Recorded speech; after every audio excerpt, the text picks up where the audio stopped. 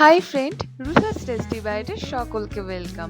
আজ কিন্তু দুর্দান্ত টেস্টি একটা রেসিপি শেয়ার করব। তাড়াতাড়ি কিন্তু হয়েও যাবে আর খেতেও কিন্তু দুর্দান্ত। বাঙালি কিন্তু কম বেশি পোস্ত খেতে সকলেই ভালোবাসি, আর এই রেসিপিটা কিন্তু তাদের জন্য। আজকের রেসিপি পোস্ত ভাপা। মিক্সার গ্রাইন্ডারে আমি 4.5 চামচ মতো পোস্ত নিয়ে নিলাম, আর ভালোভাবে কিন্তু গ্রাইন্ড করে নিতে হবে। এদিকে একটা মিডিয়াম সাইজের স্টিলের কোটো নিয়ে নিয়েছি, আর তাতে পোস্তটা দিয়ে তাতে সামান্য একটু জল দিয়ে দিলাম। আমি মিক্সার গ্রাইন্ডারটাকে ধুয়েই কিন্তু জলটা দিয়ে দিলাম। স্বাদ অনুযায়ী নুন, আর লাগছে কুচনো কাঁচা লঙ্কা, কুচনো টমেটো আর পেঁয়াজ। আর যেটা মাস্ট সেটা হচ্ছে সর্ষের তেল। বেশ কিছুটা সর্ষের তেল দিয়ে ভালোভাবে চামচ দিয়ে কিন্তু মিক্স করে দিতে হবে। মিক্স করা হয়ে গেলে ঢাকা দিয়ে একটা কড়াইয়ের মধ্যে কিছুটা জল দিয়ে তার উপর স্টিলের কোটোটা বসিয়ে ঢাকা দিয়ে একদম মিডিয়াম টু লো ফ্লেমে 15 থেকে 20 মিনিট মতো কিন্তু ভাপিয়ে নিতে হবে। জলটা যেন বেশি না হয়ে যায়।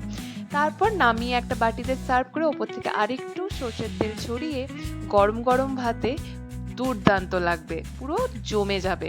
একবার ট্রাই করে দেখবে, এইটা দিয়ে কিন্তু এক থালা ভাত কিন্তু খেয়ে নিতে পারবে। কেমন লাগলো অবশ্যই জানাবে। ভালো লাগলে লাইক কমেন্ট শেয়ার করতে ভুলো না।